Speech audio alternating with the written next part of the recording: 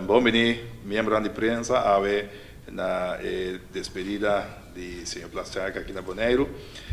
Nós acaba de ter uma reunião com parte de nosso colégio executivo novo e também parte existente, com a nossa maneira ministro Mesa Bisa e a palavra ministro, deputado Dan Heyer, com a de algum ponto é o que mira, com o continuar com ele. Também deputado entrante, senhor James Cron, também estava presente, com a introduzido mesmo bem mais da ministra, que ainda não conheceu outro tempo, mas parte aí nós estamos tendo um deputado a Meltaf e de minha parte me explicando a ministra também com a situação que nós temos com a situação de Venezuela e eventualmente peligro que está por reina para o Bonaire de caso aí a mim como consejero responsável para a ordem pública e segurança de Bonaire nós toca o tema aí para assim nós lo portar em uma isla um pouco mais seguro e com o ministro anche em sua forma de missionário lo vai com o ponto na aqui ponendo atenção de na Holanda para assim nós por seguir e ter continuidade de desenvolvimento de Bonaire. Bedankt, de heer Plasterk, goedeochtend.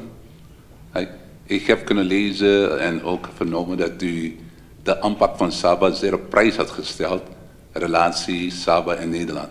Hoe staat het, uw indruk Bonaire-Nederland? Ik heb geprobeerd in mijn introductie daar ook eigenlijk al in zekere zin antwoord op te geven. Door te zeggen, ook aan de Nederlandse kant moet er het vertrouwen groeien dat wanneer je je inzet om iets tot stand te brengen voor Bonaire, dat je dat dan doet in samenspraak met een bestuurlijke partner hier, waarvan je het vertrouwen hebt, dat die ook zorgt dat dat goed terechtkomt. En dat wordt niet vergemakkelijkt wanneer er elke half jaar of elke 9 maanden weer nieuwe mensen aantreden. Dus inderdaad, op Saba heeft natuurlijk de continuïteit, met, nou, u kent ze, Bruce en Chris zijn in Den Haag voor maart de gedeputeerden die dat natuurlijk vele jaren daar gedaan hebben. En die inderdaad de weg op de ministeries wisten te vinden, die precies op het juiste moment wisten van nou als ik heb mijn eigen zaken op orde en dan ga ik naar het ministerie van INM of van VWS of wat dan ook en zeg nou ja, als u nou nog iets zou kunnen bijspringen zou het nog mooier kunnen maken. Dan willen mensen dat graag doen. Maar je moet dus ten eerste de eigen zaken op orde hebben.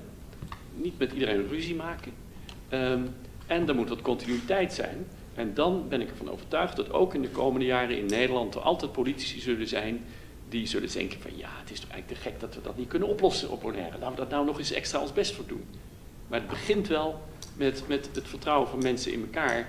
En het vertrouwen dat er goede dingen in gang worden gezet. Dat iedereen met de goede dingen bezig is.